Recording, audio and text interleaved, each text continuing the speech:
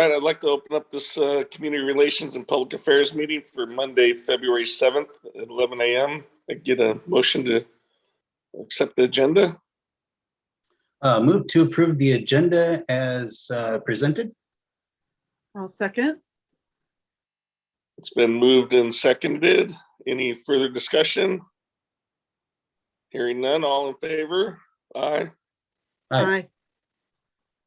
Motion passes unanimously. We have an agenda, 2-item agenda. First on the docket is Jen Burbidge or Bowersfield with a on the Lacey Neighborhood Association grant program. Good morning, everybody. Jenny. Hi. Hi, Jenny. How is everyone today? Good. Outstanding. Great. How are you? Good, good. Thank you. Thanks for the opportunity to just give you a little brief update on our Lacey Neighborhood Association grant program. So I'm going to share my screen and we'll go through some slides.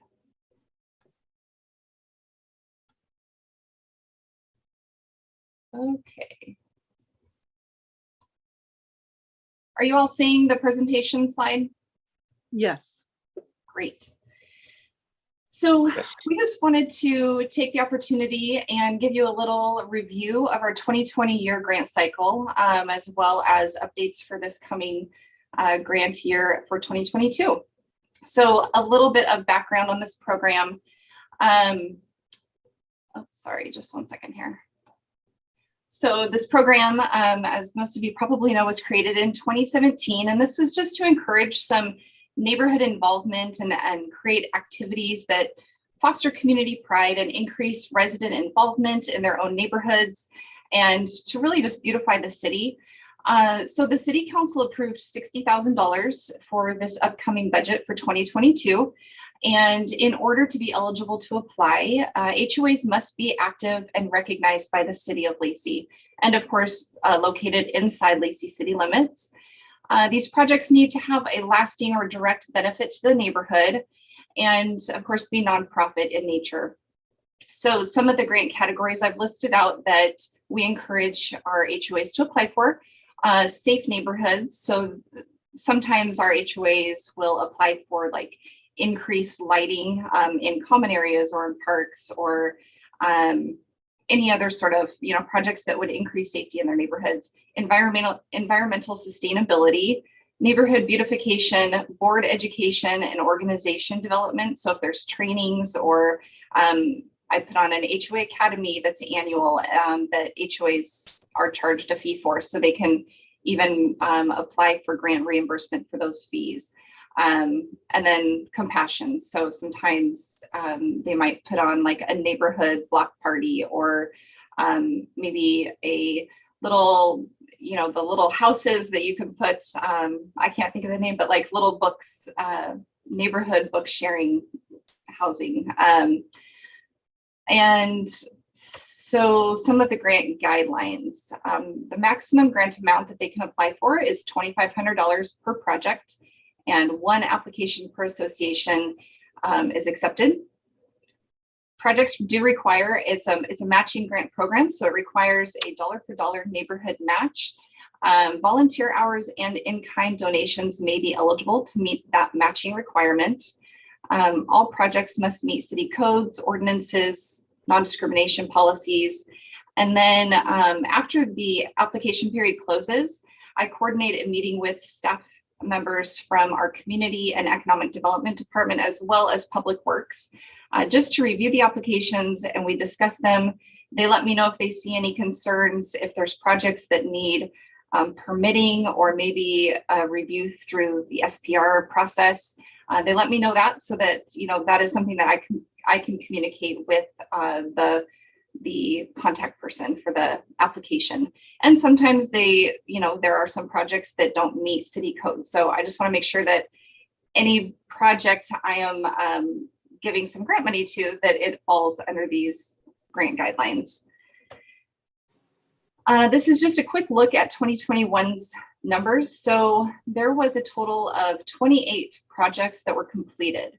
Unfortunately, we had 7 incomplete projects, which was the most that I've have experienced. And I'll speak a little bit later for some changes in the 2022 and moving forward to try to discourage this from happening. So the total grants requested was $80,000. Of course, as I mentioned before, there's $60,000 available for this program. And so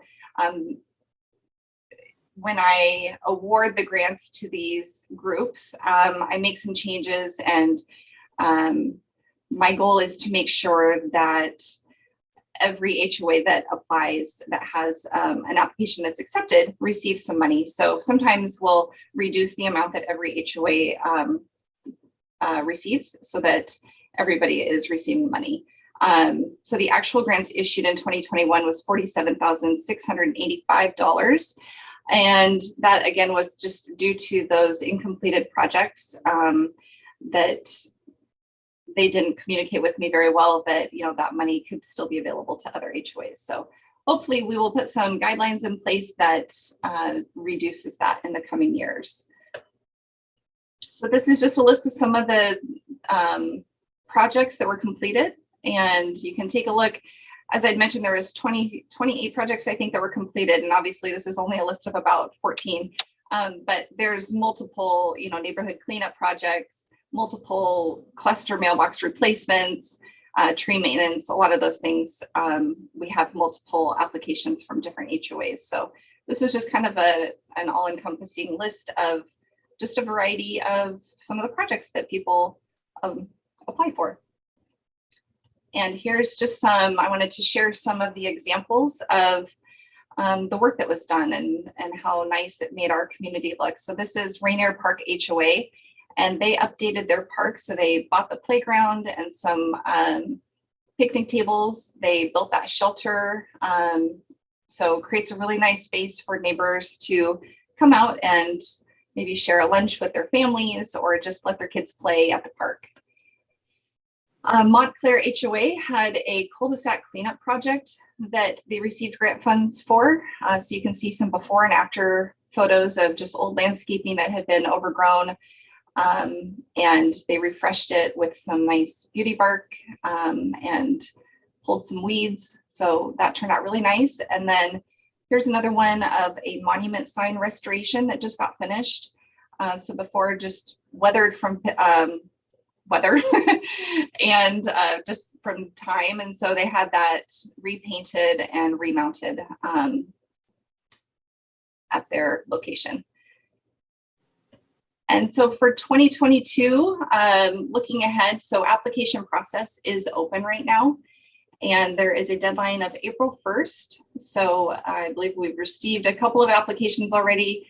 Usually they come in a little later and closer to the deadline, as HOA board members like to meet with their neighbors and just, you know, discuss maybe projects that need to be done. So I'm sure that we always have more applications come in than we have money available. So I'm sure that there's going to be a great turnout this year as well. Notice of funding is going, so I will, in those 2 weeks spanning between the deadline and then the notice of funding, is when I will meet with our city departments and just review the applications and determine that which ones are meet all of our guidelines. And then notice of funding will be the middle of April, the 18th through the 22nd. And then every group has through the end of the year to complete their project. And then they will submit their paperwork to me, and I review all that and make sure that we have all the receipts and everything that we need for documentation. And then we have an agreement that is signed by both parties, and that is what issues the check to them. And I just wanted to include this new guideline for 2022 to hopefully address the incomplete projects, which then results in unused grant funds, is that if they do not complete the project, or at least reach out to me and say, hey, we've decided to not do this. So if you wanted to, you know, give our funds to somebody else, great. But if projects aren't done, no communication is reached out to me, then by the deadline, then they will be placed on probation for the following grant cycle and not eligible to participate in that following year's grant program. So hopefully that will just discourage folks, and in my communication to them throughout this year, I will also just be very clear on how that impacts our grant program if somebody applies and says that they're going to be completing this project and it goes unused. Those are dollars that other neighborhoods could have used, or maybe I could have given a little bit more money to another project neighborhood. So that is really the only change that's coming up for this year. Again, our neighborhoods are always very, very grateful for this opportunity. Very thankful for the help in maintaining their neighborhood. So I just want to say thank you to our city council for approving this program, and wanted to give the opportunity to ask any questions if you have any questions for me. Go ahead, Carolyn. Okay. The unused money, was that returned to general fund, or can it be carried forward and expand this year's program? That's a good question. So I have reached out to finance about the budget carryover. So I'm in the process of finding out if those funds can be carried over. Scott, I don't know if you know offhand if that is something that's allowed. I mean, it's something that could be done. I mean, typically if unspent funds will just go back into the general fund, ending fund balance, and be reallocated for other purposes. But if there's a need for, to carry those funds over to enhance the program for a following year, we can look into that. Well, and I will say that there's two groups who I am working with to carry their funds over into this year. So not the full grants that were not completed, but there were two projects who, due to COVID supply delays and contractor delays, they did not have their job done by the end of the year, but it was in process, and they just weren't able to get me completed invoices and paid invoices by the end of the year. So I am working with them and finance to make that happen. Okay. Any other questions or comments? All right. Hearing none, I think it's a great program. We've used it extensively in the HOAs that, where we lived and our family members. So, it's just makes Lacey even better. We'll move on to the second agenda item, which is the Washington Center and the use of the city's free day. And Nicole Williams.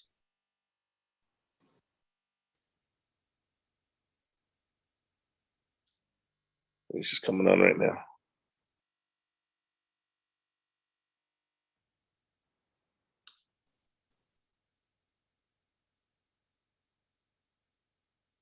There she is.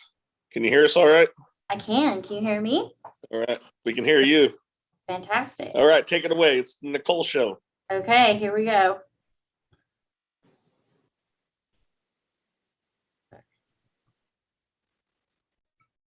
Okay, can you see the PowerPoint?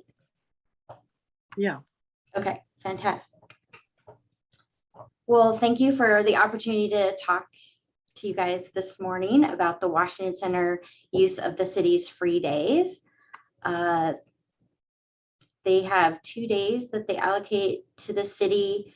One can be for use of the city, and then another can be donated to a nonprofit. So in 1992, the City Council created the Washington Center policy to have guidelines and respond to requests from outside organizations for use of the center's free days. And the council last awarded free days in 2019 for the following events that took place in 2020. That was for the Pizza Clatch annual benefit and gala, and the Thurston County Food Bank Listen, the Songs and Stories of Our Community. So that's the last time that you awarded those days. And the Washington Center now is open for in-person events after being closed during the pandemic.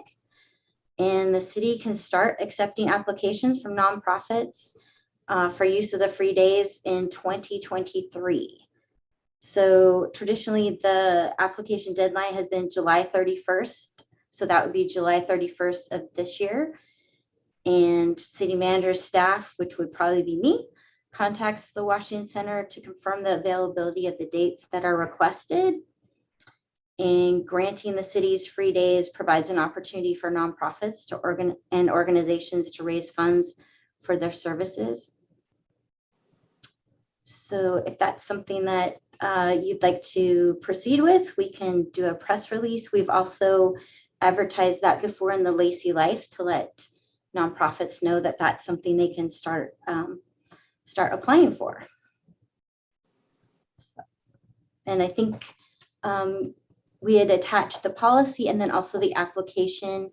And just to let you know, the application has been updated, so it has my email information. And so they can contact me if they have any questions or email the application to me directly. I don't know about the rest of the committee, but this is definitely something I'm ready and willing to continue and be a part of. So I know there's over 400 nonprofits in Thurston County that could definitely use all sorts of funding sources, let alone just this one particular one. So do you guys have anything, Ed or Carolyn? Well, No, that's great. Go ahead. I'm sorry, Carolyn, go ahead. I totally agree with what you're saying, Mike. I think it's an important tool in helping these nonprofits raise funds. And in fact, I was working with Scott over the last month or two, because I had gotten approached by a group that was hoping to use free days this year, and it actually, didn't work out, but the need is there. And I think if they can pull that off, it'll be a great thing. So more power to us. Go ahead, Ed. No, I didn't have anything fruitful to add. I appreciate the opportunity that we have here. And of course, I'm open as well as the rest of the council is open to helping a notable charity utilize that facility. So that's all I had, Mike. All right. Well, the Washington Center is definitely a gem in the community, so better with it. I believe that if there's nothing further, we're at the end of our agenda here, and likely adjourn. Could I just ask Yeah, a quick go ahead. Scott, are you wanting us to forward this on to the council for action, or is our support of it No. good enough?